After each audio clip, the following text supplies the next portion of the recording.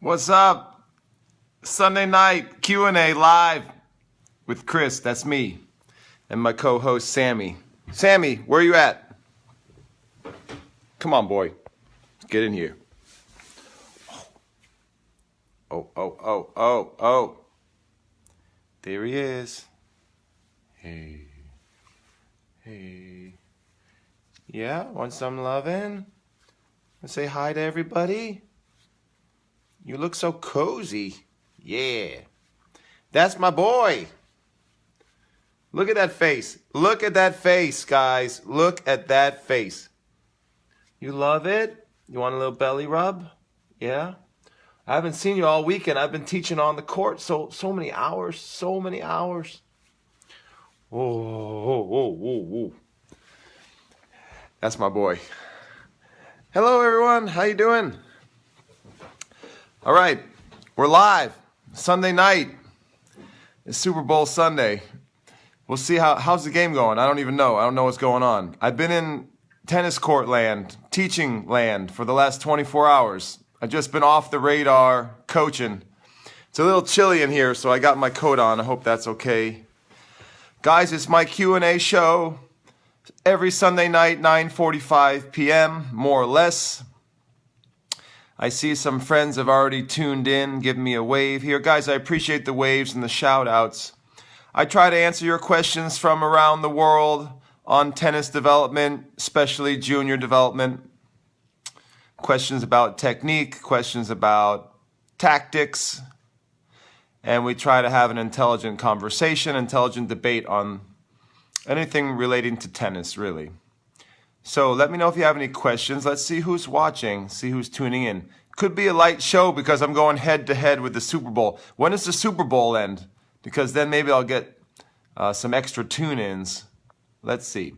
Laura Glitz is watching. What's up, Laura? Larry Klein is watching. Larry's a regular. Love to see the regulars on the program. Nelson Patricio Encalada is waving. What's up, Nelson? Thanks for waving. I appreciate it. Gaju Mangela is waving. Cool. We'll see who pops in tonight. Sometimes we get some big names from the tennis industry popping into the show, and that's always very exciting too. Shamsuddin KP is waving. Sorry if I mispronounced that, but thank you for waving. I appreciate the thumbs up and the shout out. Sammie appreciates it too. Looks like right now he's licking his belly. Good job, Sammie. Sammie, let me know when you need a night-night tuck. Okay, bud? Ooh. He's doing pretty good. He's not sleeping yet. Sometimes he goes to sleep while I'm working late at night. So it was a very long weekend grinding. You want to say hello? Yeah, come on in here. Get some snuggles going. Sammie boy. You're not sleepy tonight? Probably no one took you for a walk because I was working all weekend, right? I'll take you for a walk first thing in the morning. Guess what? It's getting warmer, so we can go for a nice walk. Maybe we can go see some friends, too. All right. The gang's all here. Guys, what should we talk about? Let me know if you have any questions. Hey, I see my buddy Brandon's on the show. What's up, Brandon? Thanks for waving. You want to talk about the first 4 shots? Oh, please. Is everyone going to ask me about the first 4 shots? Craig O'Shaughnessy's work and all this statistics that were being thrown around. We could talk about that. You know, I enjoy talking about that. Like, that's definitely been on my mind. It's been all over Facebook recently. I would like to talk about drilling and what's better, long drilling or short drilling. We had a good Facebook debate going about Spanish-style drilling. Do you know that in Spain, sometimes the drills go hundreds of balls? I mean, literally one ball for 10, 15 minutes long. Have you ever heard of drilling like that? Before I went to Spain, I had never seen anything like it. It sort of blew my mind. I couldn't believe it. I saw Pato Alvarez working. I was on his court studying with him. And I saw the Bruguera system, the Bruguera method, and they were doing these long exercises. And I had never seen anything like it. And I thought it was really cool, really powerful. And I started incorporating those methods in my work back home here. But then I've studied with other Spanish coaches like Jose Higueras in the U.S. and other, great coaches, and they've told me that they think that drills in the range of 10 to 20 balls are sufficient, to work a player in a tough way. And so that's sort of my big question. The big debate is, what about ultra-long drilling? Is there a place for ultra-long drilling? At Bruguera Academy, the record on the wall where the coach volleys and the player hits ground strokes to the coach, the record is, I believe, 845 shots in a row by Garbine Muguruza.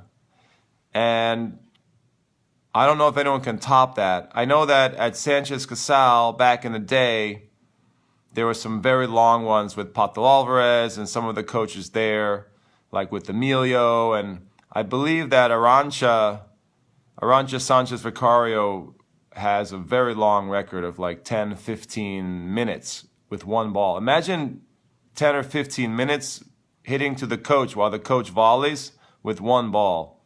That's incredible. And what does that type of drilling do for a player? What are the benefits? I'm interested in talking more about that. Let me see who's checking in here before I start going off on a rant or getting into some interesting discussion. My buddy Brandon's waving. BJ Flores is watching. Thank you for waving. Chandresh Kumar is waving. Thank you, guys. Appreciate it. Angel Lopez, the legend from California, tuning in. Thanks for waving, Angel. Appreciate it.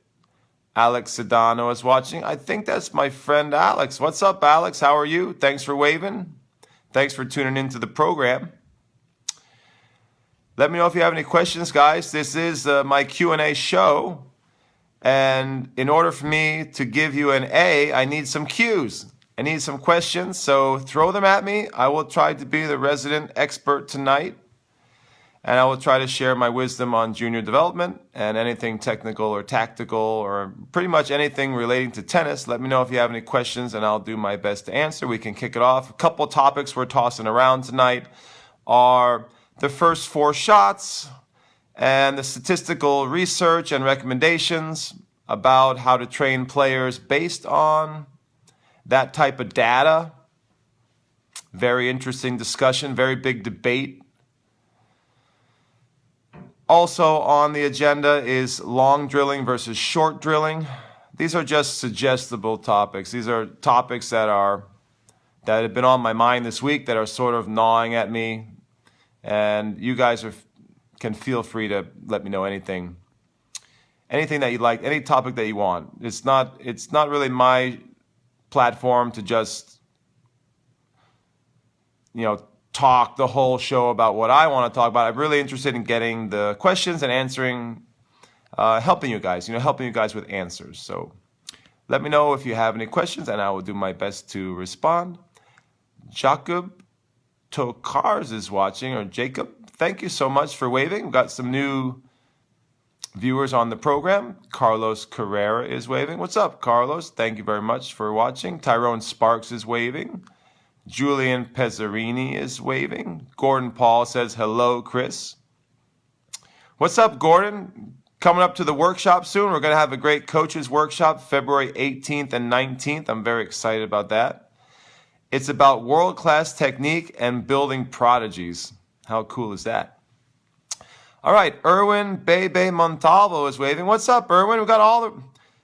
We have the smartest community of tennis learners, I believe, the smartest community of tennis coaches and parents and players on this program. I know we do. Thank you guys for tuning in. I appreciate it, and we'll try to keep the intelligence flowing. Brandon says, first question of the night, compact backswing on the one-handed backhand. One-handed backhand for girls, long sets of short drills. No, I don't think the one-hander's getting more compact. I don't think it's possible. It's big. That gets me off on a tangent where, Brandon, I don't understand how the one-hander's still in business. Like we talked about, I think it was last week, we were talking about how the two-hander's just better. It's better biomechanically. It's more compact, can produce the same amount of power with a more compact swing. It's more solid, more stable. Probably takes more stress off the dominant arm, right? I mean, the two-hander's just better, right, guys? Two-hander's better. Am I right? That being said, I still have a number of one-handed conversions that in my players right now. I have some players who are one-handers who I converted from two. So I just don't think everyone can play with two hands. I think some kids, their brains and nervous systems are wired for one. But what are you thinking about with the compact backswing, Brandon? Can you elaborate? Are you saying you want to make it more compact, like the backswing? I don't think you can produce the power without that big windup. I don't think it works biomechanically, does it? I don't think you can get enough juice. What do you guys think? One-handed backhand for girls, probably a bad idea. I mean, I hate to say it. I just think the one-hander is it's not as good, guys. It's not as good. And I don't know how I can say that and then also have kids who I convert to a one-hand because it just doesn't feel right for them. They're more front arm dominant. It's something to do with their coordination and their nervous system, the way the brain's wired, where not everyone can play with two hands. It just doesn't feel right for them. So I don't know if that's helpful. For girls, it's really bad. Probably a really bad idea, right? I mean, who was the last top female player who had a one-hander? Henin, maybe? It's so rare. You got to be so strong and you have to be tall. I mean, it's possible. Maybe you get like a tall girl who's very athletic. You could probably do it if she's wired for a one-hander, but I definitely prefer two. I prefer two hands with a great slice. Come on, guys. You know what I'm saying. Two hands gives you everything that you need, and then you develop a great one-handed slice. To me, there's no better combo than that. And I don't see any reason to advocate or force a one-hander. I don't believe in some of maybe there's some myths, the advantages that there is with a one-hander. There's not much that you can't compensate for with the two-handed training. That's how I see it. You know, I also see the future being two forehands. So I'm just moving away from the one hand altogether into more two-hand, either one single-handed forehand on both sides, or maybe double-handed on both sides, or the classic combination of the forehand and the two-handed backhand. I just think it's so solid, man. The two-hander's so solid. I don't know. That's how I see it. Am I missing something, Brandon? What do you think? Brandon says, the compact one-handed backhand, emphasizing more of the flip and train fast twitch muscle and take it early. Again, I'm pretty much only training girls and women and have one two-handed backhand right now. You mean one-handed backhand? You probably don't have that many one-handers, do you? So Brandon is a top coach in Florida at Saddlebrook. He's working with a lot of ITF girls. And Brandon used to work for me. One of the top up-and-coming coaches in the country, Brandon right there, Arradaza. But Brandon, can you clarify? You mean one-handed, right? You have just one-hander right now? Because probably most of them are two-handers, right? The girls that you have. I don't think it's going to work. It's an interesting idea. I wouldn't tell you don't try it. But if you look at biomechanically, all the best one-handers in the world of all time, historically, they all have that big wind-up. I don't know if there's a way to flip it. You'd have to check with Brian Gordon. Dr. Brian Gordon could shed some light on that. Maybe Mark Kovacs has an idea on that. Probably Dr. Brian Gordon's the way to go. Why don't you email Brian? I have his email. I can email for him. I can email you for him if you want. Yeah. One-handed for girls, man. I mean, it doesn't matter. It's more the way they're wired. It's the way the kid is wired. Some kids are not wired. A small percentage of kids are not wired for two hands. So no matter what we say about the two-hander being better, theoretically, more compact, better with the open stance, better on the return of serve, all that stuff, all that jazz, it doesn't matter if the kid is not wired to coordinate two hands. It just doesn't matter. So is there a way to make it more? It's a great question, Brandon. You got me thinking now. So in my book, The Tennis Technique Bible, my first book, I wrote about shortening the backswing.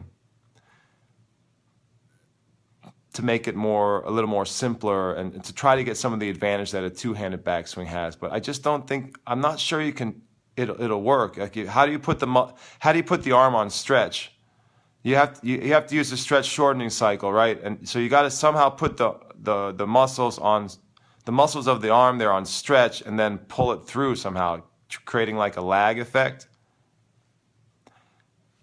I don't know if it's possible, man. Let's talk about it more. I'm not saying no. You got me thinking. You're a smart coach. Have you tried it?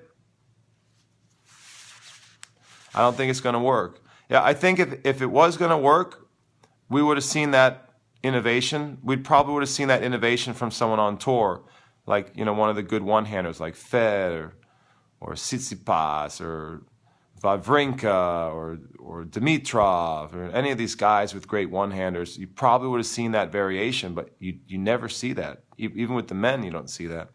You know. All right, Michael Furman is waving. Thanks for waving, guys. Batiar Hasubuan is waving. Thank you, man. Sorry if I messed up your name. I'm taking your questions, guys, tonight. This is my Sunday night Q&A. You ask the questions. I will try to supply the tennis answers. I prefer you ask me tennis questions because I don't know much about anything else in the world. Questions about technique I love. I wrote a big book on technique called the Tennis Technique Bible. Questions about tactics I enjoy. I don't know if I'm the software expert. I'm more of a hardware guy, but I would, you know, do my best in the software realm. If you have any tactical questions or mindset questions, that's definitely an area of interest for me. What else? Spanish questions about Spanish tennis. I wrote a book called The Secrets of Spanish Tennis, which I'm quite proud of, a very popular book. And I love talking Spanish tennis. So if you have any questions about the Spanish method, let me know. One of the topics tonight that I suggested we discuss is long drilling, the way the Spanish love to do the long drilling. All right, but we got some questions on other topics tonight, and let's roll with that, guys. This is not a program where I get on my soapbox and start talking about what I want. Sometimes I can steer the conversation that way, but mostly I want this program to be answers to questions. So kind of responding to the audience and trying to help people resolve their tennis, the debates that they're having in their mind on tennis as best I can. And also sharing ideas within an intelligent community. That's what I kind of envision for the show. And the show is also for online students who are in our online school, for them to ask questions too, for them to get a chance to pick my brain. And we have more and more people signing up for our online school at clta.teachable.com. Tim Treat is waving and watching. Thank you, Tim. Appreciate it. I believe you're a regular on the show. Thank you for watching. John Logan Minier Tennis says, I've got a new question on the board. I've seen two forehands work well in person, but never at a really high level. But I believe at least one pro uses two forehands. Yes, two one-handed forehands is very rare. There's at least one guy on the challenger circuit right now. I posted some of his videos. There might be another couple guys floating around with two forehands. There's also one Russian lady, and her name escapes my mind at the moment. I can probably remember it if I dig deep into my memory bank. But there's one Russian lady who made top 100, and she actually had two forehands on the tour back in the 90s. So that's kind of interesting when we're talking about two forehands. There have been a lot more players with double-handed forehands, which I think is a very interesting combination of technique for tennis, and I love the double-handed. My son actually plays double-handed forehand. And there's different combinations of grips on the double-hander. So some are like a two-handed backhand and then a two-handed forehand. Some are two-handed backhands on both sides. It's actually double-handed backhand or double-sided backhand. Two-handed backhand on both sides, kind of confusing. So there's different ways to set up the double, I'll just call it double-handed forehand. So I like that variation actually very much. There's been a lot of top players like that. I like Su Wei from Taipei. She's got an amazing double-hander. Monica Seles, double-handed. You know, you can roll through the list of champions. Bartoli, A lot of female players have been double-handed off both sides. Very popular double-handed forehand or double-handed backhand. There was a guy, slips my mind. What was his name? I'll think of it in a minute. Very famous top 10 player back in the 70s who was double-handed. Fabrice Santoro. You know, I actually am working on an article where I research all the double-handed players and 2 forehand players. It's a really interesting article. I got to share it with you guys when it's finished. But what was that dude's name? Double-handed. Sorry, slips my mind. But anyway, ask me a question about 2 forehands, man. Let's talk about how to turn a profit. Okay, John's changing the. Are you changing the subject here? Let's see what he says. Let's talk about how to turn a profit. Top 3 ways to make the best profit possible in a fair and honest way. Is this the right show? Is that a business question or a tennis question? Can you be more specific? I'm not sure I'm the best person to ask about making lots of money because I chose the tennis profession, so that automatically means I'm probably not going to make millions, right? Jeff Siegel is watching. Thanks for waving, buddy. Christopher Lado, could be Yedo, is waving. Thank you, man. Brandon says Jan Michael Gamble, great player, right? Another one, Jan Michael Gamble. Yeah, I have an article in the works with all of the players historically who had double hands and the different variations. The combinations are really interesting because some players hold a backhand on one side, two-handed backhand, and then they have no switch to the forehand side. And other players have a switch, like they shift their hands. What was that dude's name? It'll come to me later. Sorry, guys. Can't think of the dude's name from the 70s. Top 10 player. He was double-handed. He had 2 backhands. 2 backhands, and he switched them that way. All right, Sean Zamanek is my buddy from. What's up, Sean? How you doing, man? Thanks for waving. Let me know any questions you have. I'm answering all questions relating to tennis tonight. Doing the best I can. Anthony Cunningham is waving. What's up, Anthony? Thank you for waving. Appreciate it. All right. John Logan Minier Tennis says, definitely a business question, but focus on tennis business. Are you asking me how to make money from tennis? Okay. Well, one thing, I think tennis coaches don't charge enough. I know that sounds crazy, but I think for professionals in the field, a lot of tennis coaches don't charge a premium. And I would like to see tennis coaches receiving more value for their time, and I mean an hour of their time. So that's one thing off the top of my head. I think coaches in general, if they're well educated and they're very good at what they do, they should ask for slightly more per hour. Or they should try to increase their rates. I think a lot of tennis coaches are, unfortunately, priced very low, and there's sort of, in the world of tennis, people expect to do a lesson for whatever, $60 or $70 or $100 or whatever. I think if you're really good at what you do, and I'd like to see more tennis coaches good at what they do, they could charge more per hour. That's one way to make money. And one of the things I'd like to see is the educational standards be higher for tennis coaches. Like, to enter the coaching field, you have to have more education. Maybe you have to have one of the new degrees. The new degrees are fantastic. The professional tennis management degrees are excellent. They're proliferating now. They're all over the country now, different colleges. And I would like to see a higher threshold, higher standard for tennis coaches, and then we could charge more money per hour if we did that. But when we let everyone coach, or anyone who can pick up a racket and take a weekend course, it starts to devalue how much we make per hour, I think. At the same time, and this is sort of a tough balancing act, I think that tennis is a really expensive sport to play, and we don't want to ruin the game by making a lesson too much. So it's really that's a tough one to weigh. On the one hand, coaches, I think, should earn more per hour. They deserve more per hour for their expertise. And on the other hand, I think it's a shame if tennis lessons are out of reach for the average family. So I'm not sure how to rectify that. Don't know if that helps. I'll have to pick my brain about how to make more money as a coach.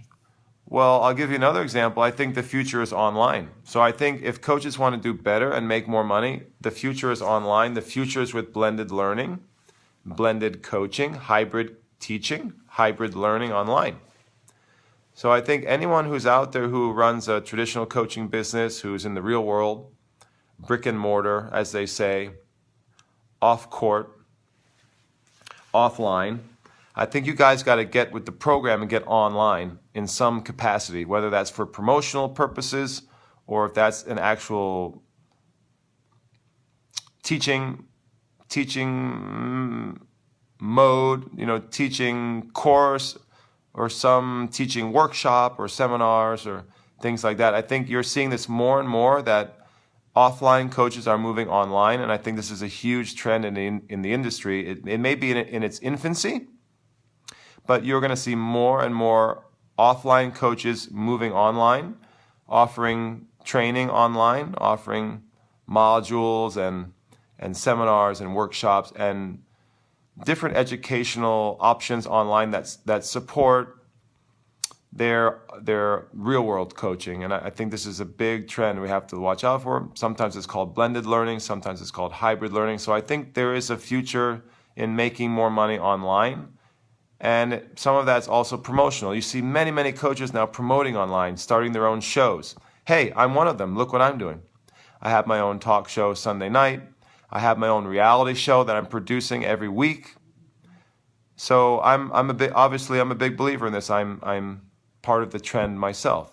And I think you'll see more and more high-level coaches, like really even famous coaches, legendary coaches moving into an online operation, moving into the online space, not neglecting their offline. They're still going to be offline real world coaches, concrete brick and mortar coaches, but they're going to have this additional support, additional ways to make money, additional ways to teach to the world online. So that's a trend to watch for as well. Let's see, what do we got? Michael Furman has a question. Michael, that's my OBD. That's my online business manager. Michael knows all about online coaching. For youth training, what do you recommend? Longer or shorter rallies for training? Oh, yeah, Michael, you're talking about the first 4 shots deal, right? Hold on. I got to take my jacket off. Too hot. All right, let's get into it, guys. Let's talk about it. Come on. Let's go. Jab, straight, left hook.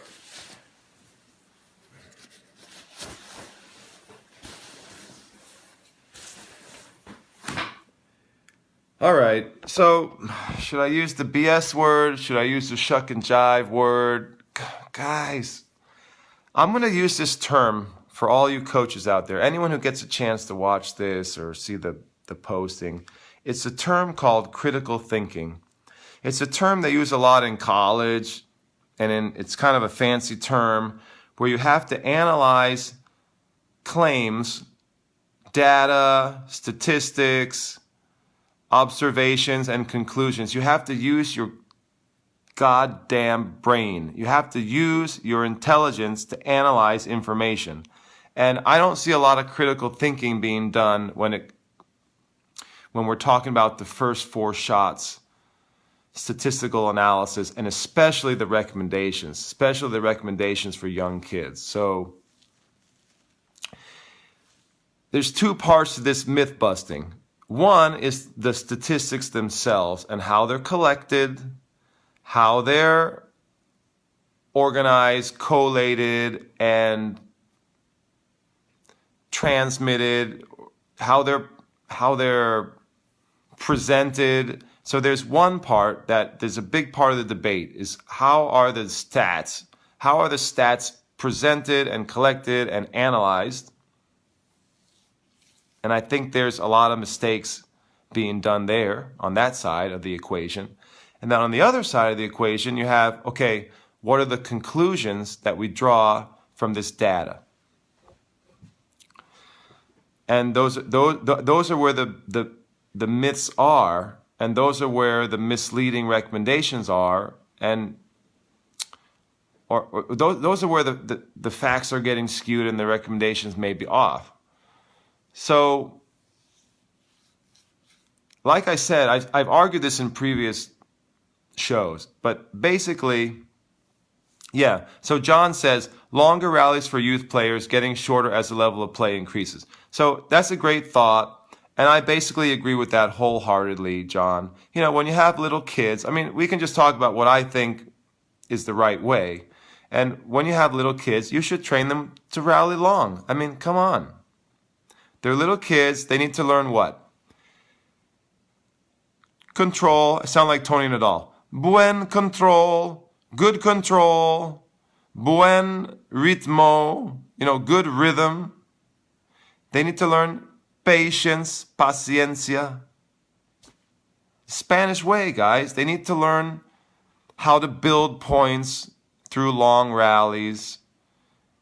And little kids don't have a lot of weapons, so that makes a lot of logical sense. They don't have a lot of weapons when they're little, so they should learn how to win with their consistency. You know, they should learn good mental aspects such as focus and concentration, and you want to build their attention span, and you want to develop also their physical traits like stamina. So I absolutely agree with that. That's what you want to be working on with little guys, you know, little prodigies. I don't care what level they are, if they're prodigies or if they're, you know, even recreational players. They should be learning how to be solid.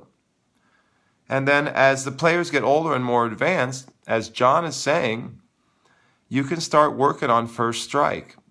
They get bigger, so they have the ability to weaponize their strokes. So it makes a lot of logical sense that as players get older, you can start to focus on first 4 shots, which are the serve +1, the return, and the return +1. So SS1, RR1. Perfectly good ways to describe the first 4 shots. Perfectly good things to focus on as a player becomes more advanced. Makes total sense to me. The problem is that a lot of coaches are not coming to those conclusions. They're seeing data, they're seeing statistics by people like Craig O'Shaughnessy, you know.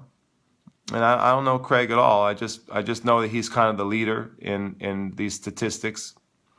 That a lot of coaches in the field, a lot of coaches in the trenches are taking this data, and like I said, I have questions about the data itself. I'm not sure the data is accurate, and that's where some of the critical thinking comes into play, where you got to ask intelligent questions about the way the stats are generated, the way they're collated, the way they're organized, the way they're presented. You have to ask critical thinking questions.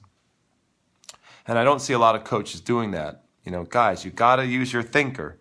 You got to use your thinkinator, as my wife likes to say. And a lot of coaches are like lemmings. I'm sorry to say, guys, I'm going to say it.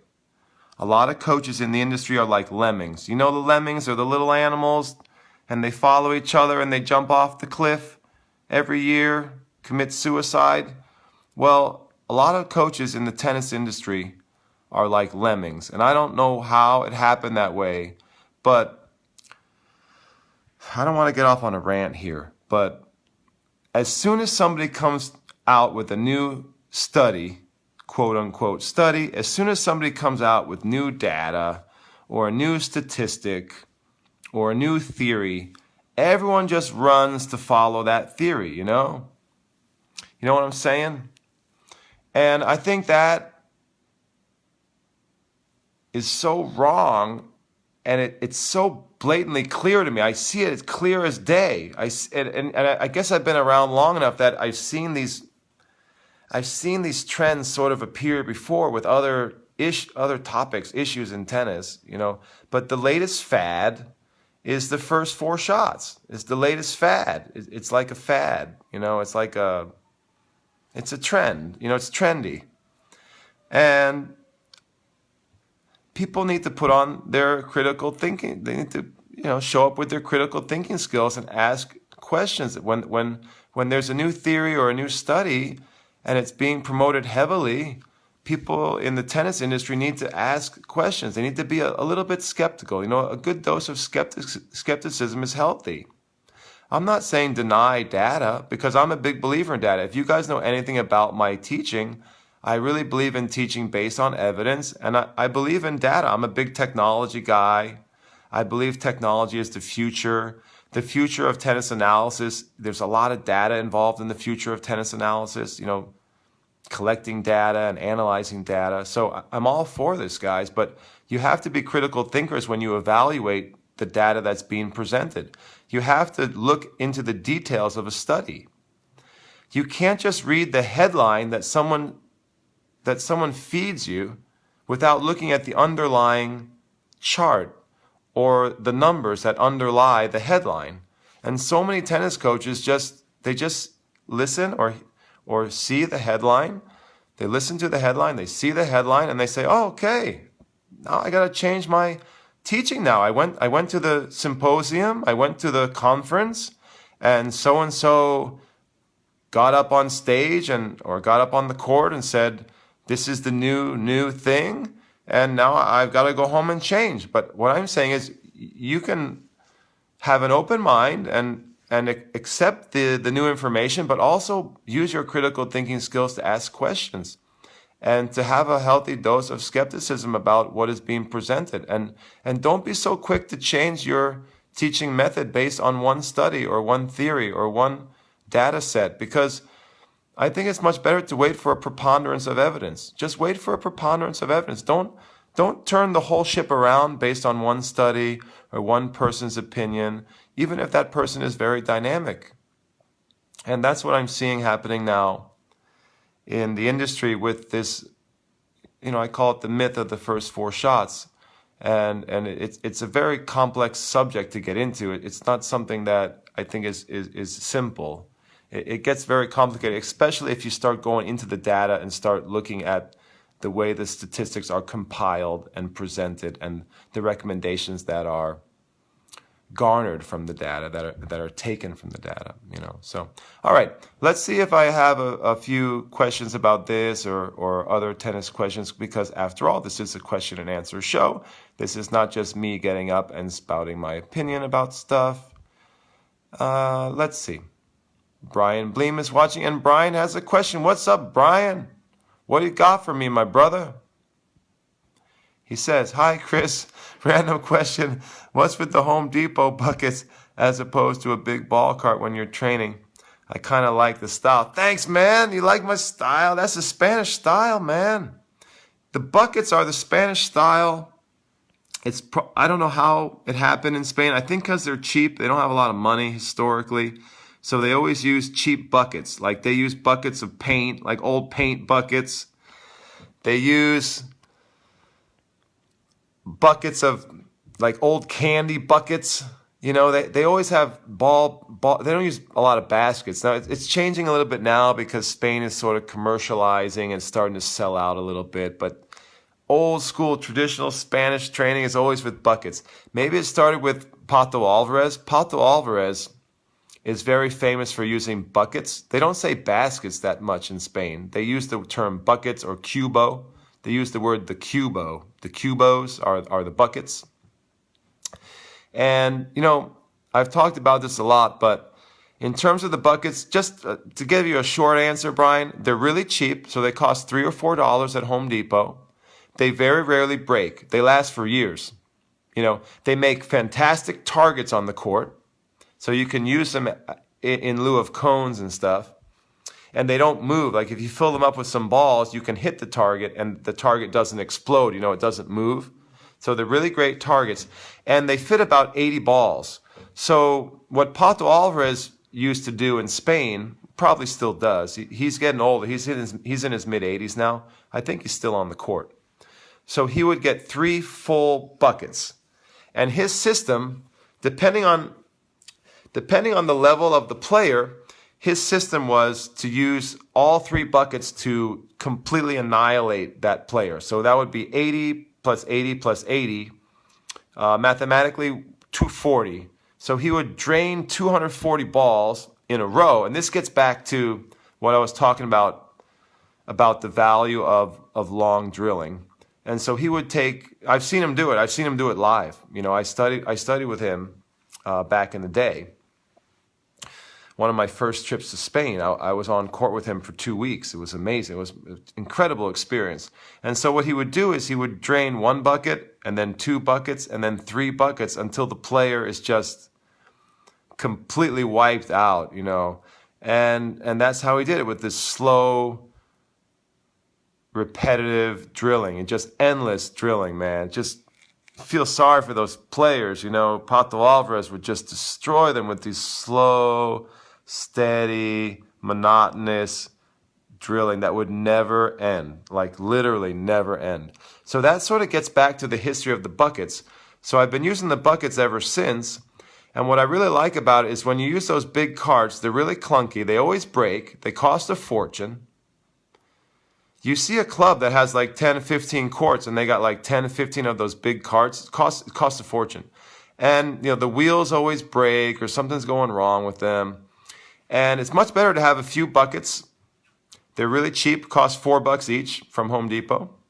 And you right away, you know you have 80 balls in each one. So when you can work a half bucket, you work a quarter bucket, and you know exactly how many balls you used, 20 or 40 or 60. So it's really convenient.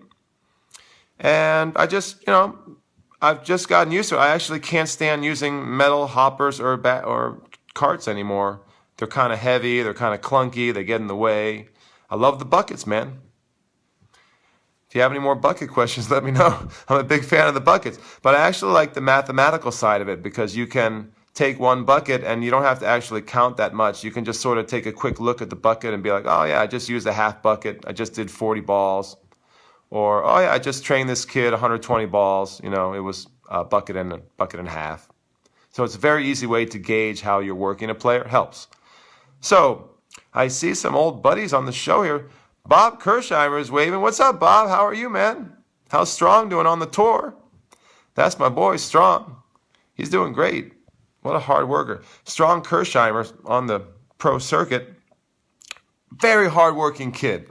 Very hardworking kid. And Bob was kind enough to let me help with Strong's technique a little bit when he was younger. And now he's doing very well on the pro circuit. Thanks for tuning in, Bob. Appreciate it. Bob, do you have any thoughts about the new ITF transition tour? The way it's structured? There's a lot of complaints online, a lot of complaints on Facebook about the new ITF World Tour and how it's shutting out a lot of players in terms of qualifying. The qualifying draws are much smaller now. You got any thoughts on that, Bob? What does Strong think? That'll be interesting to ask him. He's probably at the level where he might be getting shut out of some draws, right? I don't know where he's at right now. Where's his ranking at? 600, 800? I don't know where he was last check, but those are the guys. Some of those guys are really frustrated that they're not getting into enough draws, Arthur Turnbull is waving. Philip Conley is watching. Thanks for waving, guys. Spencer Weinberg's waving. What's up, Spencer? How you doing, man? Is Super Bowl finishing up? Super Bowl wrapping up? Or we're doing pretty good competing against Super Bowl tonight, I must say. All right. Jim Kane says, please accept my excuse. Watch my team play. Defense, the Spanish way. That's right. Defense is the Spanish way. Jim, what do you think about this first 4 shots debate? Or should I say debacle? It's kind of interesting, right? It's kind of complicated, man. This whole debate is quite complicated. Turn on some extra lights here. Ah, guys, his first 4 shots, man. Why are so many tennis coaches like lemmings, man? You guys got to use your thinkinators. You got to ask questions. You got to look into the details. Don't accept one study. Even from the smartest people in the world, like the best sports scientists, there's very little corroborative data out there. And what I mean by that is you need to have more than one study by more than one person. You need to have statistics by more than one party. And when you have that kind of independent analysis going, then you can be really sure of A, the quality and the accuracy of the data. You can be really sure of that. And then B, you can start to compare some of the recommendations that you see being made from the data. You know, that's the other thing. When you only have one source of the data, and then you have only one person interpreting the data, and that one person is giving all the recommendations, that is where you got to start using your critical thinking and say, okay, I mean, this person may be very good. I'm not saying this person is not good, but I need to question this person. I need to look into the details. I need to analyze this information, and especially the conclusions that are made for coaches in the field. So there's a lot to digest here. There's a lot to discuss, but you have to analyze the underlying study, and then you have to analyze the conclusions. And you have to look for corroboration, corroborative information. And I just don't see most tennis coaches doing that. Most tennis coaches, they go to a workshop, maybe they're lucky enough to go to a symposium or go to a conference once a year, and whoever's up there speaking at that workshop or that conference, that's basically gospel. And the next thing you know, those coaches are taking that information and using it back home, and they haven't really thought enough about it. They haven't asked enough questions. They haven't investigated enough on their own. They haven't looked into the details. They haven't looked past the headlines. They haven't looked past the snazzy presentation. You know, guys got to think a little more, you know, think a little more deeply. Ask more questions. Be a skeptic. Be skeptical. Being skeptical is wise. It shows some wisdom. All right, Jim Kane says, interesting, return of serve extra important, still learning. Yeah.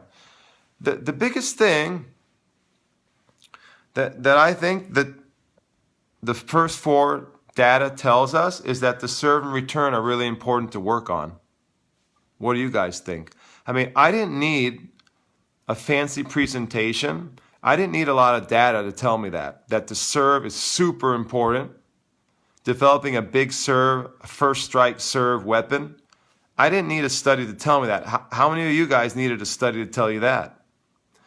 So the same going with the return of serve. You see the best players in the world, they got a good serve, they got a great return of serve. You know, those are the first two shots. That's the S and the R.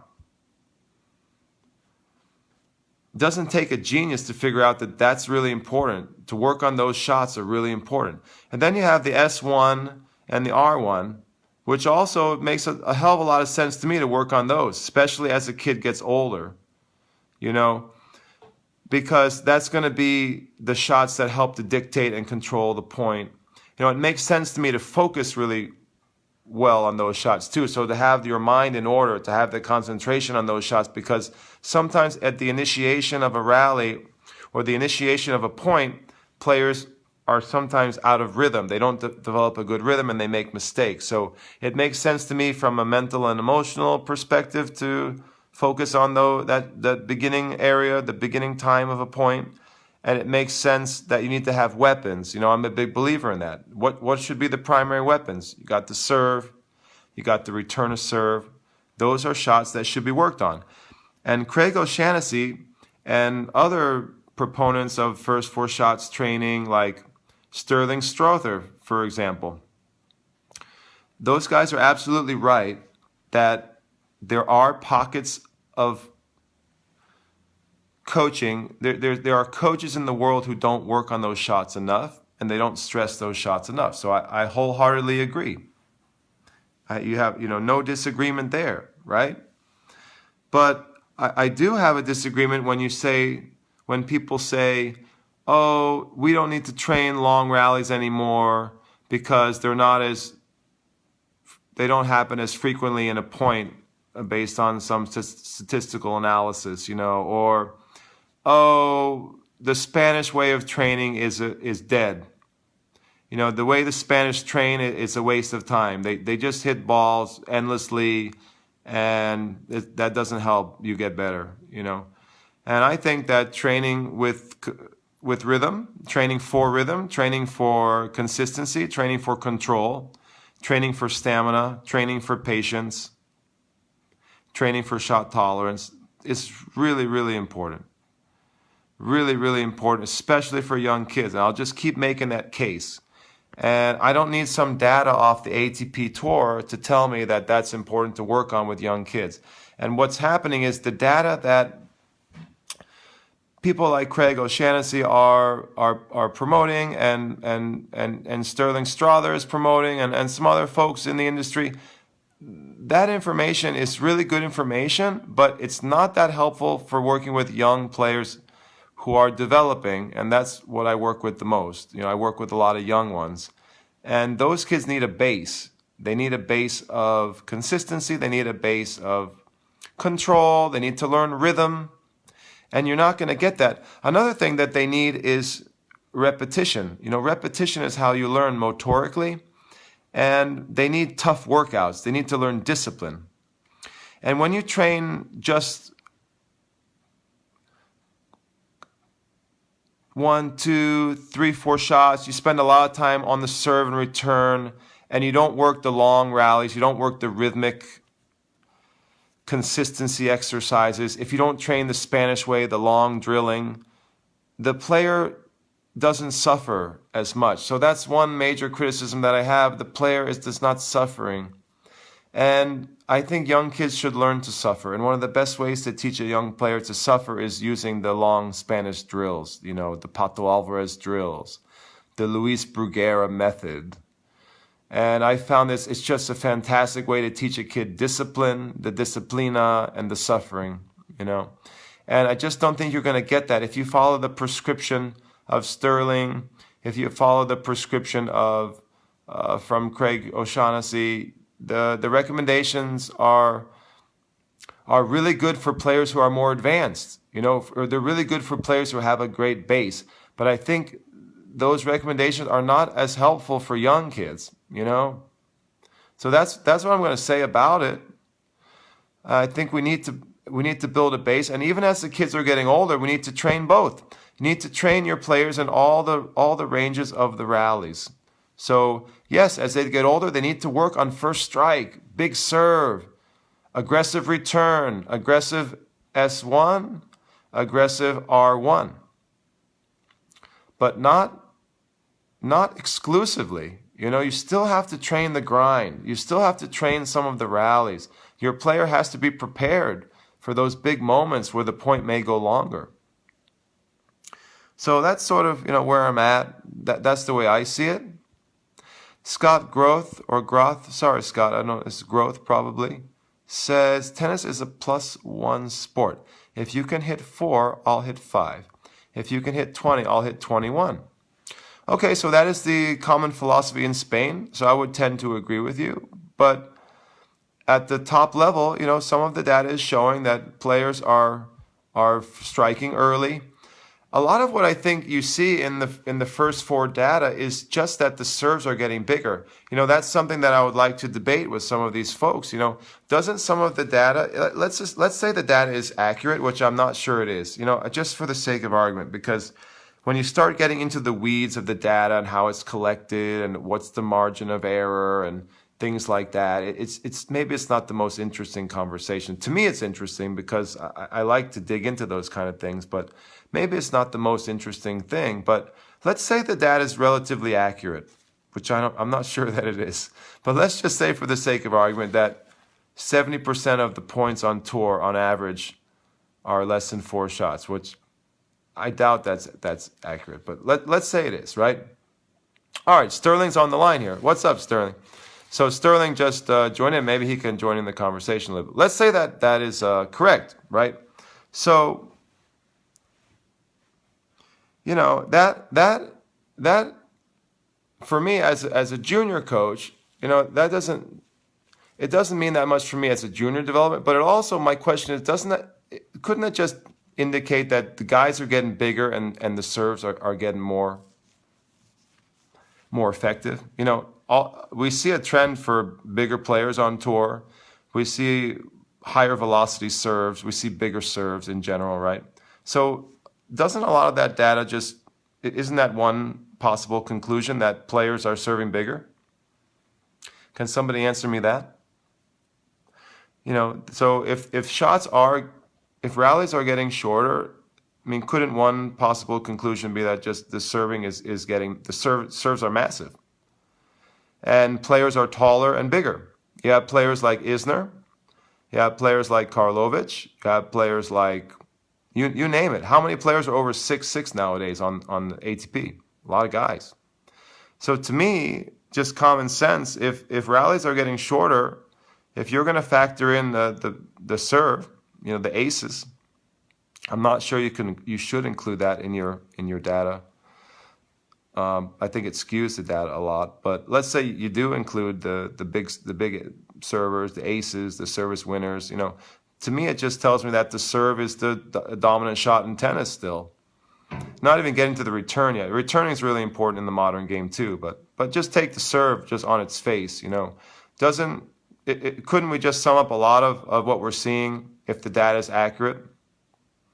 You see a lot of big servers that you got to have a big serve these days to dominate. Maybe with a few exceptions, a few exceptions for guys who have incredible returns or amazing speed. Like Djokovic maybe doesn't have the greatest serve all time, but pretty good serve, but just incredible return and amazing wheels and consistency and things like that. But to me, I don't need statistical analysis to tell me that I should be working on developing a big serve with my players. I've been doing that for years. I don't need statistics to tell me that I need to have a really good return, So Styrling says, thanks for contributing, Styrling. I know this is a subject that's near and dear to your heart, and you've put a lot of thought into it. And I'm certainly not trying to flame your work.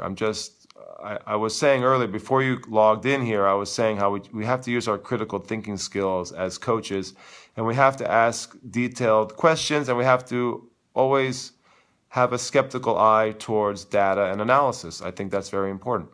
And we have to look for corroboration when we hear conclusions and we hear presentations and things like that. So Styrling says, points have always been short. Right, and yes, bigger serves are in play, but serve and volley was in play 20 to 30 years ago. So, but serves are definitely bigger nowadays, right? Could we all agree on that? That servers are hitting more aces and more service winners? Is that true or not? It's going to be tough to maybe prove that because we don't have the big data from the 70s, the 80s, and the 90s. See, this is where some of the critical thinking skills come into play. So when you look at a window of 5 years, so like if Craig O'Shaughnessy says, well, in the last 5 years, the rallies are getting shorter. Okay, well, that's only 5 years. That's a small window. I really want to see 10 years or 15 years or 20 years. But then maybe nobody has the data on that. Nobody has good data. You also have to say, okay, is the data accurate? Was it collected well? Was it collated well, put together well, sifted correctly? This is, a lot of data in tennis. Sometimes, when you chart a match, sometimes you get some of the data wrong when you chart a match, whoever plugging in that data. But anyway, my point is, can we all agree that serves are better nowadays than they were back in the day? Like everyone's serving big now, right? Wouldn't we all pretty much agree on that? Are there more aces on tour now than there were back in the day? That's a good question. More service winners. Somebody could check on that, right? But my point is, okay, rallies are getting shorter, but the serves are huge. The players are taller nowadays. I think that's a fact statistically, right? You want to talk about statistics. I don't have that statistic, but I would wager that players are getting taller and taller right now, the average height, when we talk about averages, right? So the serves are coming down with higher velocity. The average velocity of a first serve also is, I think, increasing on tour average. These are all things somebody can check. Tell me if I'm wrong, but someone can check. See, when I claim something, I always say, check it, let's have it independently analyzed. But, so that to me is a big factor. When you see, if in fact rally length is going down a little, I mean, to me, that's probably the reason, because the serves are massive. Players are serving bigger and bigger with higher velocity. That's one observation, So Sterling, how do we know for sure what the rally length was in the 70s and 80s? Because we don't have data from that. We don't have a lot of data.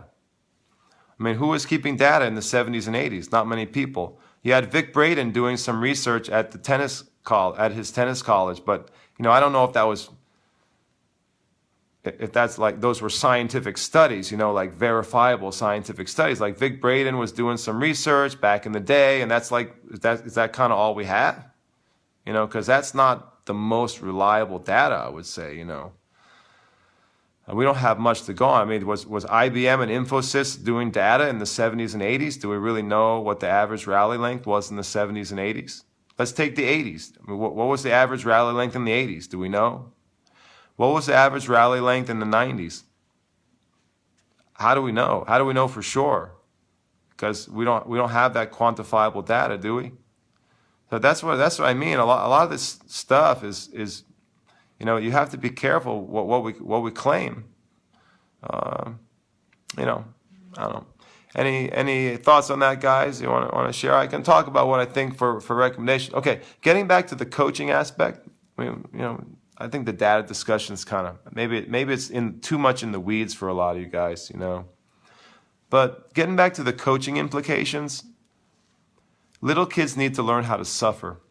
How are you going to make a kid suffer if you're stressing S1, R1? It's tough to develop a drill where a kid suffers when the shots are quite short or the rallies are quite short. So that's one observation. I really think little kids need to learn how to suffer. Little kids need to learn discipline. And I like to develop the aerobic capacity of my juniors, and to me, the only way to develop the aerobic the best way is with long grinding rallies. And if a coach is really obsessed with first four, sometimes the practice is not that tough because it's a practice where, like, not to criticize you too much, Styrling, but like let's take you take a typical practice where you're working on the mental and emotional, and you're working on shot selection, Styrling. And I've seen some of your videos, which I think are actually, I think I like a lot of the stuff you're doing. But those practices are not going to make a kid suffer, right? They're more of a practice where, you're talking about decision making, you're talking about mindset and tracking the ball and things like that. And a lot of times those types of lessons they're discussion-based lessons. They're lessons where you have to ask a lot of questions of a player. You have to stop the action a lot. I've done lessons like that. I do lessons like that, and I know going in that those lessons are not going to grind a player down that much because I'm working up here. I'm working on the player's software. Basically what I'm saying is software lessons are inherently less grinding. They're less abusive to a player. I mean abusive in a good way. They make a player suffer less. They don't cause the player to suffer as much because they're working on the software aspects. They're not working on the hardware.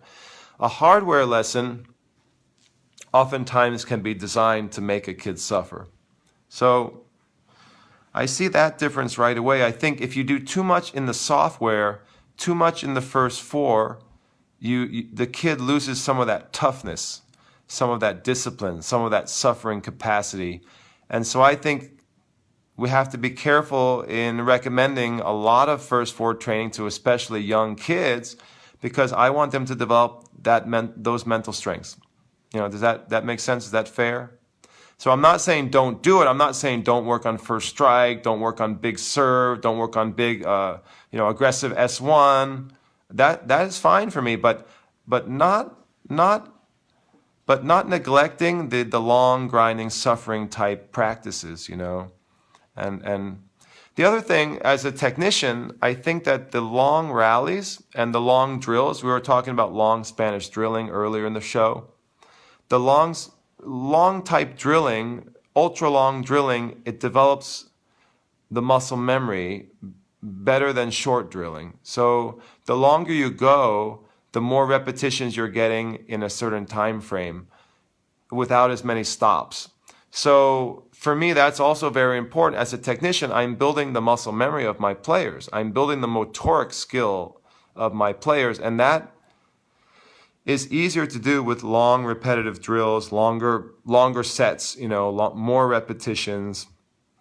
And if you do too much S1, R1 focus, you're not getting that muscle memory work for the young ones. Now, once they have that base, once the players have a good base, then I think you're free to work a lot more in that area. Like if you see Styrling's program for Transform the Practice Court, which is really good stuff in there. It's his tactical training program and also mindset training. The whole package there. It's a great package. I just would say, if we got to get these kids suffering, we got to get the motoric skills great, and then we can transition them into more of this. We can transform that practice court that way. That seems to me really good. That's kind of the way I see it. But I would underweight that type of training when the kid is young and they're not fully formed yet. I would underweight that training. And I would start to overweight that training if I had an older advanced kid who's a transitional pro, ITF junior, top national ranked junior. I would definitely overweight the tactical first four, first strike, big serve, big return. That kind of work to me is much more appropriate for an older, higher level player. That's the way I see it. I got to call it the way I see it. I think it's definitely a mistake. You have an older, higher level player and you're just doing like consistency drills all day long. And I think that's what Craig O'Shaughnessy is pointing out. That's what people like Styrling are pointing. People like Styrling are pointing that out, and they're trying to transform the training that coaches are doing. But I think that a lot of times the message is being misconstrued, and that a lot of coaches are taking the message and they're interpreting the data the wrong way. They're basically saying now that they don't have to work on consistency anymore. They don't have to work on long rallies anymore. I think that is a mistake, So let's see what Gordon says. Gordon has a follow-up, I think. Gordon says, Jim says, serving placement has improved, variety of serves. Yeah, I think serving has gotten bigger. To me, that's one of the main reasons you see rally length going down is because we have these beasts out there. Have you been to a pro tournament and see the guys walking around? These guys are just gigantic. They're giants. The women too. The women are getting bigger too, man. So that has to affect the rally length, right? If the serve's coming down from the treetops at the highest velocities we've ever seen, that has to affect the rally length, right? It's just going to shorten the rally. It's just by nature, by default there, it's going to shorten rallies. I mean, I don't know if it means we have to change all of the ways we're training young kids because of that statistic. You know what I'm saying? It just means as the kids get older and they get bigger, they're going to be serving bombs. Just that's my one simple take. I know the return is a factor too, and I'm talking about serve right now, but to me, that's a big part of it. All right, Gordon Paul says, need kids to develop discipline to maintain long rallies as well as attack off short balls. If a kid can end points on the fourth shot, okay, but need to do both. Yeah, I mean, I agree. I agree. You need to teach both. Kids need to learn how to grind, and they need to learn how to strike first. To me, when you see a guy like a big guy, maybe like a Zverev, or let's say a Kevin Anderson, when you see a big guy who's got weapons, but who also has a good discipline, good shot tolerance, good patience, you know what I'm saying? Those guys, to me, are the most impressive. They have the weapons, they have the cannon, they have the bomb serve, they have the flamethrower, but then they can also set back into a grind and they can move well. To me, that's the best of both worlds. That's what I want for my players. I want that base of consistency, that solid backcourt play, and I also want the weapons. I want it all. I want the complete package. So I think we're all sort of talking about how do we get to that? How do we get there? And what I'm saying is when the kids are young, I have a certain method, a certain set of criteria that I'm looking for And I mentioned it already, it's the suffering, it's the grinding, it's the patience, the consistency, the toughness, the physical toughness, the mental toughness. And as they get older, then I feel more free to overweight the other types of weapon training and first strike training. But that's kind of how I do it. Now maybe another coach has another way, but the way that I do it is the way that's been proven in Spain for the last 30, 40 years. I think I'm standing on pretty solid ground when I base my methods on what's been successful in Spain, and I'm trying to evolve what they do in Spain. That's sort of where I'm coming from. And I just don't like to see unfair criticism of what they do in Spain too. I've talked about that on previous shows. All right, Styrling says, let's see. Ooh, this is a long comment. Exactly. And he does both. So I think that's kind of what we're saying. There's sort of both. There should be both. But the thing is that a lot of coaches now are justifying not training, well, for one, not training consistency, Styrling. A lot of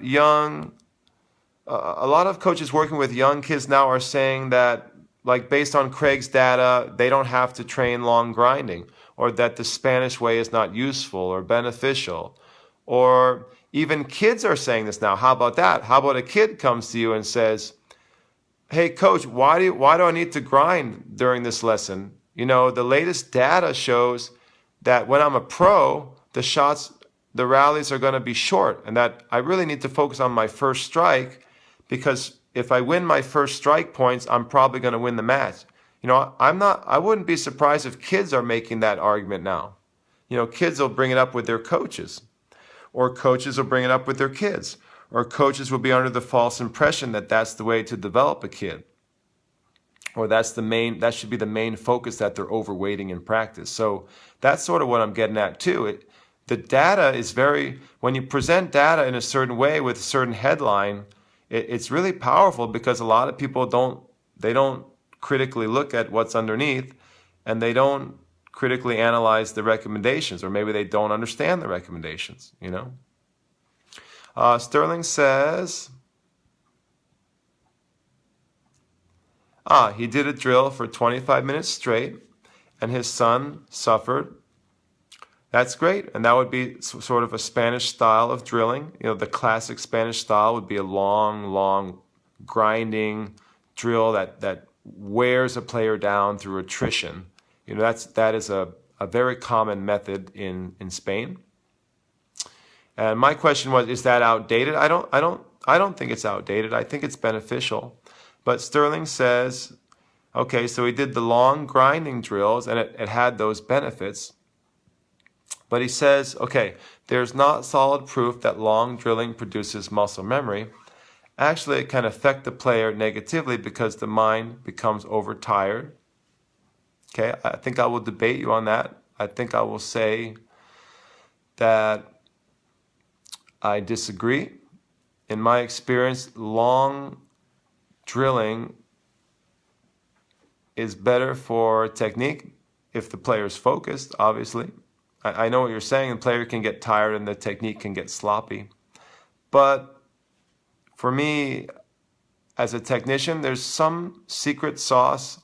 When you work a player to where they're tired and you force them to do the technique correctly, when they're fatigued, there's some magic that happens motorically. And I can't prove it, so I'm not basing this opinion on data or science or a scientific study or motoric skills study, but I'm saying in my experience building technique, I believe there's some magic that happens when you get a kid really tired and you put them under duress. I've said this before. When you put a kid under tremendous duress, physical duress, and they're fatigued, and you force them to do the technique correctly, something magically happens in the wiring, in the brain and the nervous system that helps to sear in that muscle memory, to sear in the technique, so that when that player is faced with a similar situation in a match where they're equally under duress, where they're equally under pressure, they're able to lock in that technique and perform it. So I've found that that's very true, and I think it's one of the secrets that I use. If I have a secret, it's an important part of my method when I'm building technique. But I think what Styrling is saying, that if you go too long, the quality goes down. And so that is maybe a counter argument, and there's definitely truth to that. What I'm saying is you force the players not to break down. You force them to be correct, to be precise with their technique. When they're fatigued, you force them. You don't allow them to fail as they get fatigued. So that's sort of what I'm getting at there. Let's see, Styrling continues. It's a long comment.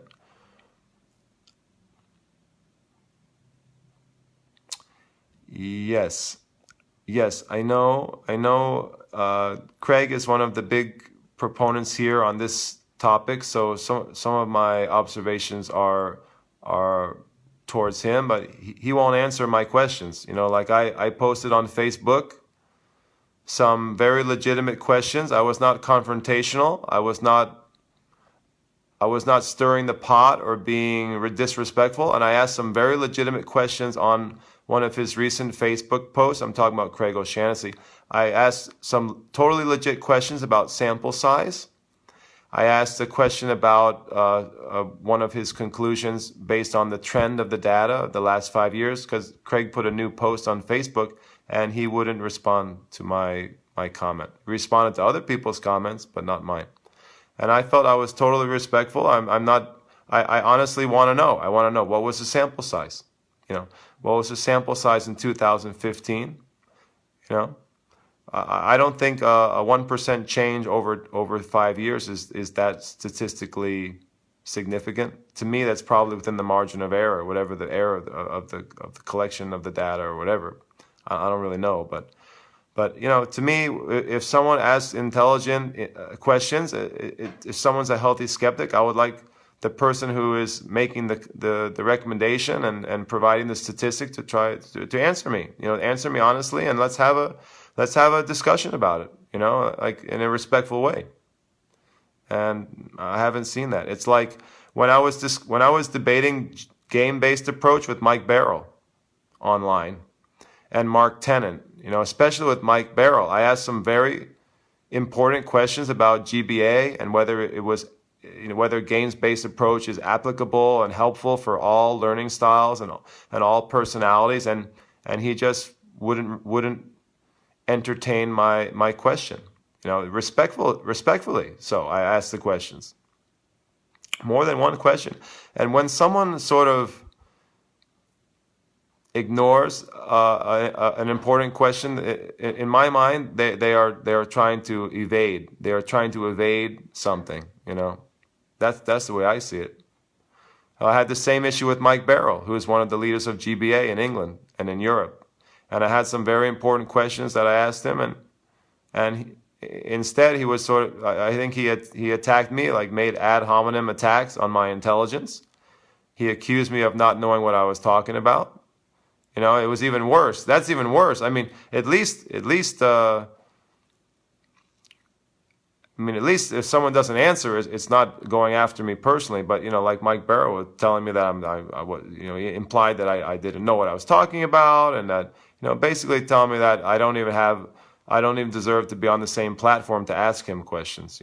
Which I think is not very respectful. And it just shows me that when someone doesn't want to get into that discussion or argument, it usually means that they don't feel comfortable with that terrain.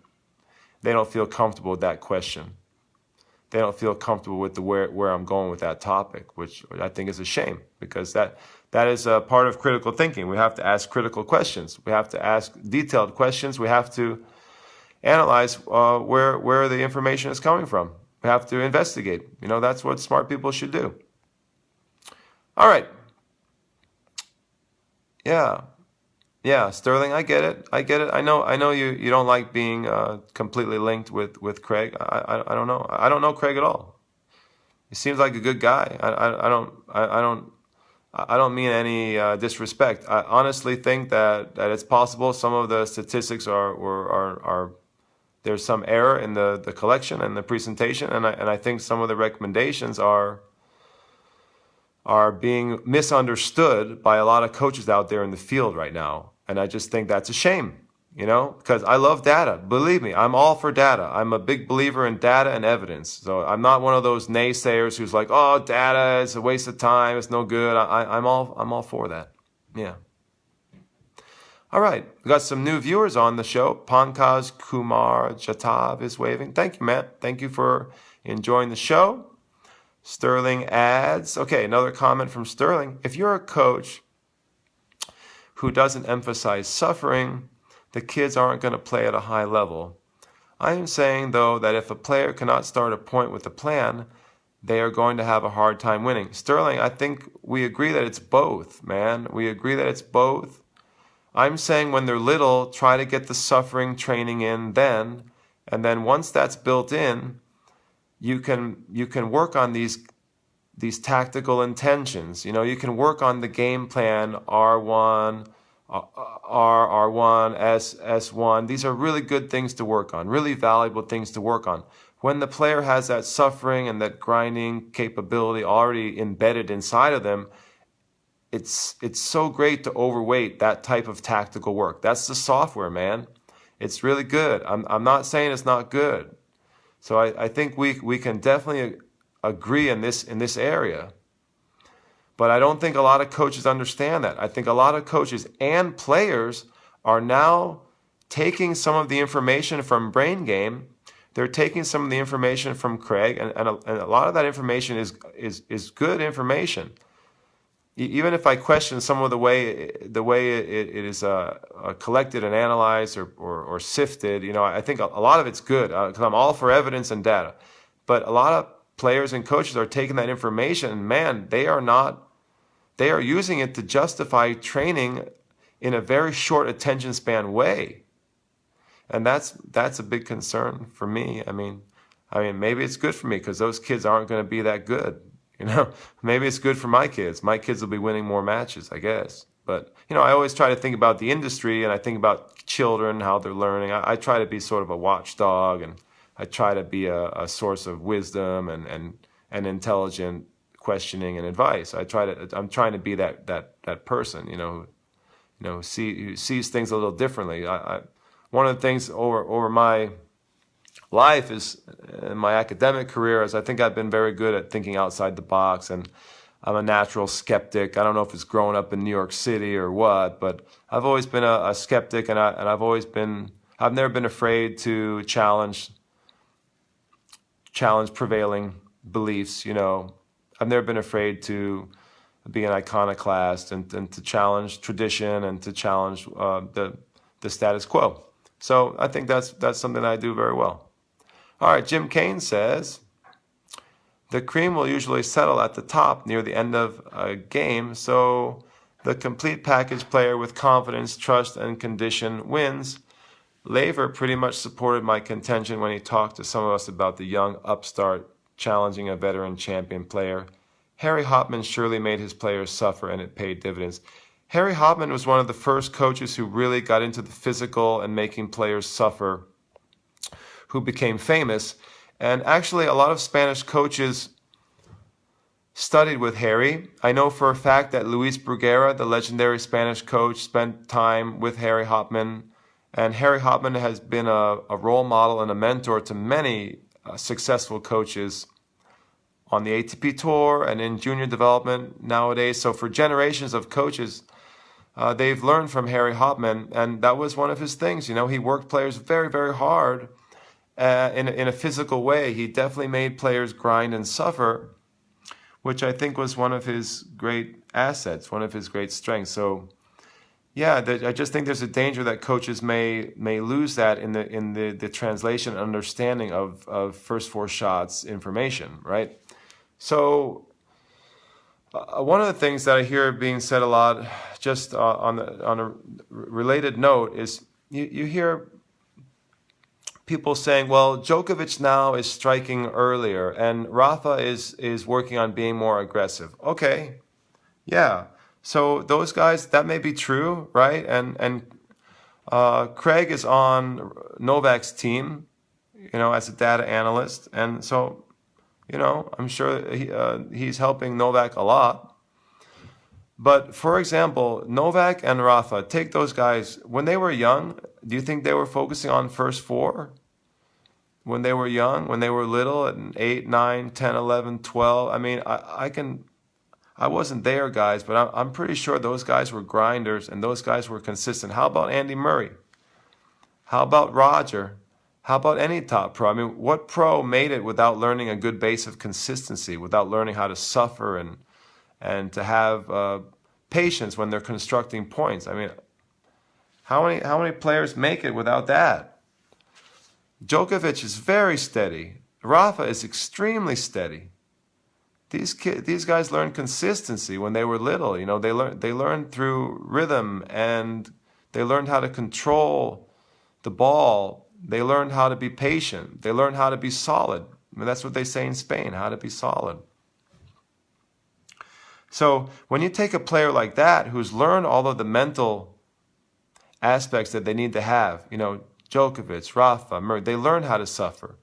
Murray was in Spain for many years as a teenager, learning how to suffer, learning how to grind, He was at Sanchez Casal, training with Pato Alvarez, doing 50, 100, 240 ball drills like I was mentioning at the beginning of the show. I mean, Murray was doing that. When you have a player who's done all of that for years, and then they get older, and they get on tour, let's say, and then the coach comes along, and the coach or a data analyst says, hey, really got to strike first here. There's a big benefit to striking early, big benefit to working on your serve a lot, big benefit to working on your return, your S, your S1, your R, R1. Hey, that's great advice. That's really smart advice. The problem that I have is when those same people start telling the junior developers that, you see what I'm doing here with Rafa? You see what I'm doing here with Novak? That's what you should do with your little kids. And that to me is where is that a non sequitur? Is that a false logical leap? I think that's where there's a false logical leap. That's where the recommendation starts to break down. The information starts to break down there, because what's good for an ATP pro, an adult, fully formed, advanced ATP player, is not necessarily good for a little 8 or 9-year-old who's learning the game. I don't think we should train those players the same way or with the same intention. Does that make sense? All right, Styrling says, agreed, technique must be tested under fatigue. Yeah, I'm a big believer in that. I say it's my secret sauce. I say that's where the magic happens. To me, if technique is not trained under duress, a lot of times it just doesn't get seared into the brain and nervous system the same way. It doesn't have, there's something missing, And usually when the player is in a match and they get under extreme pressure or extreme duress, the technique a lot of times won't hold. It won't hold up. And I don't really understand how it happens motorically. There's something special happening in the brain and nervous system when you're getting the technique really, really good under duress. For example, the famous coach Robert Lansdorp, I think he is a good example of a coach who builds great technique under duress because he's very intimidating. He really gets the fight or flight going in a player, and then he makes sure the technique is great. So to me, there's just something about that. When you're training technique, if you can get the kid's fight or flight mechanism going, you get their nervous systems kind of jacked up, their anxiety's up, they're feeling a lot of pressure, and then you force them to do the technique correctly, there's some kind of magic that happens motorically when you do that. It's like, that's why I said a secret sauce. And Lansdorp's a great example of that, because very intimidating, puts the kids under a lot of pressure, and then he makes them hit the ball precisely. He makes them hit the ball with precision under pressure, under stress, under fatigue. So I think that's really important. It's secret.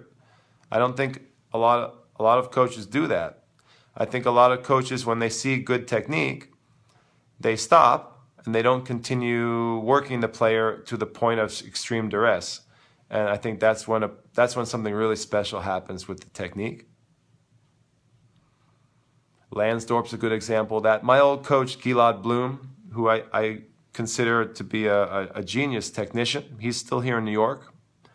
He was like that. I really first learned that from him.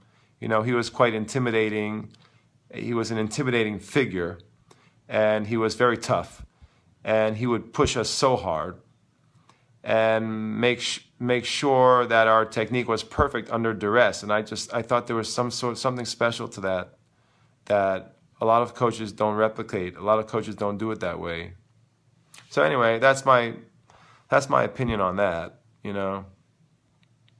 All right, Styrling says, everything is debatable and that's how we all grow. Yeah, all right, that's what I'm saying, you know. I would just appreciate if I have some important question that is a reasonable question, a respectful question. It'd be nice to get an answer, I'll tell you that much. It'd be nice not to be ignored. So the main questions that I have right now are I have a lot of questions about the data compilation of the first four stuff.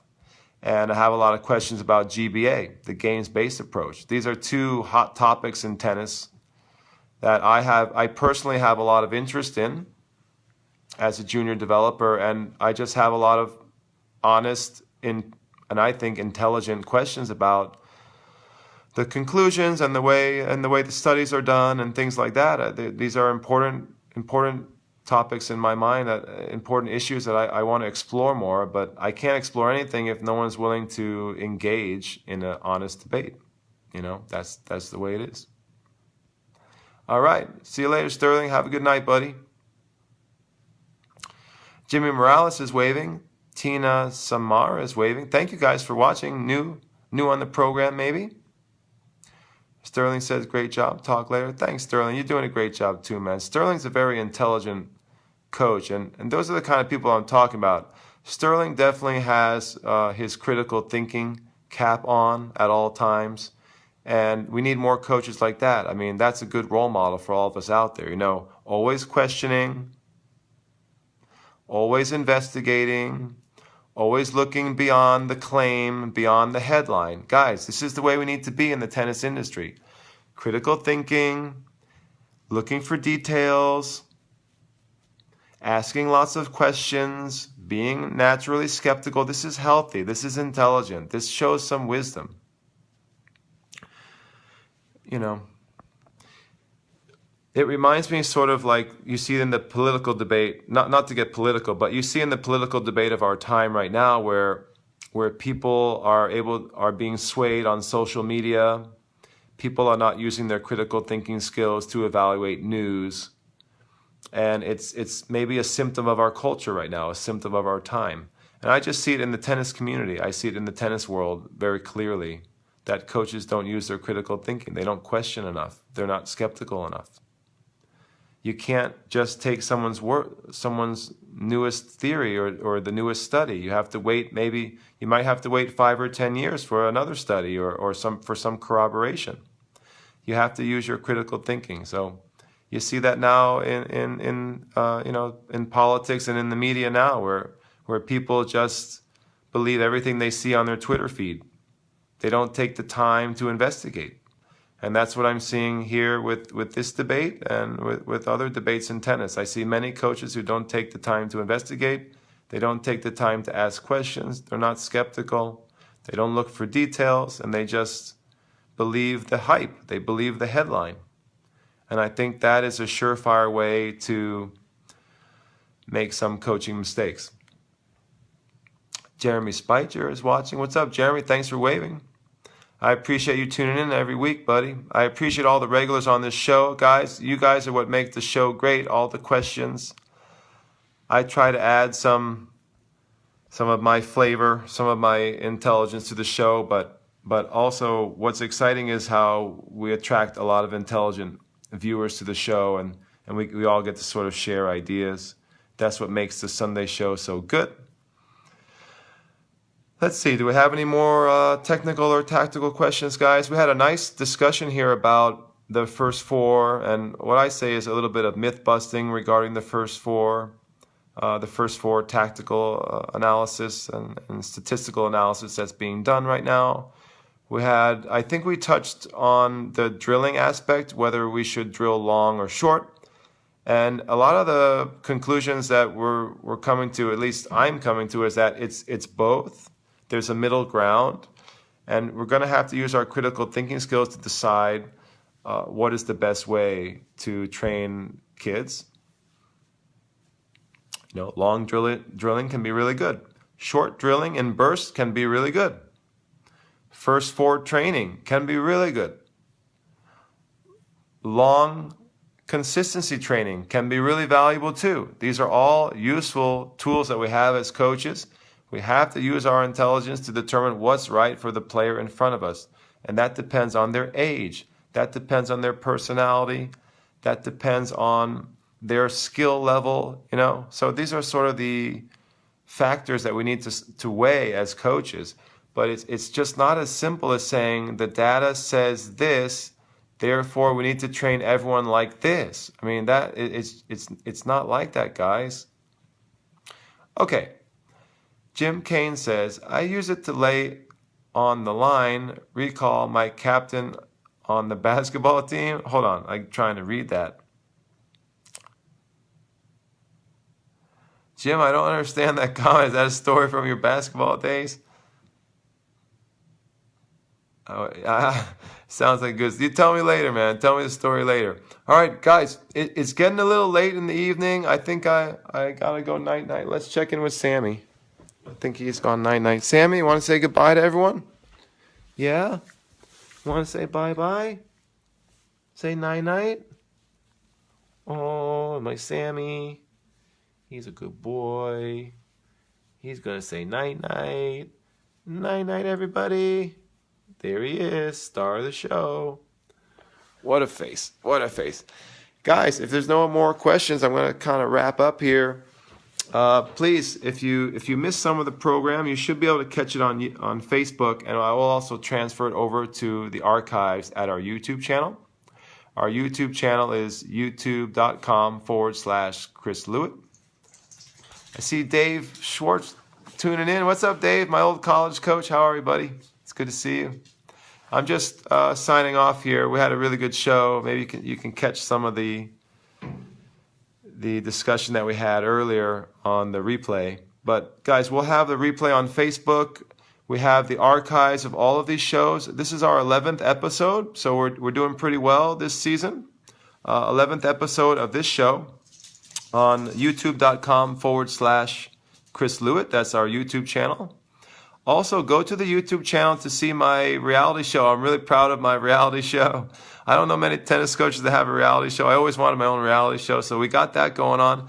And we did our 21st, I think we did our 21st episode of Season 1 on the reality show. So we actually have 21 episodes on our YouTube channel right now. You can check it out.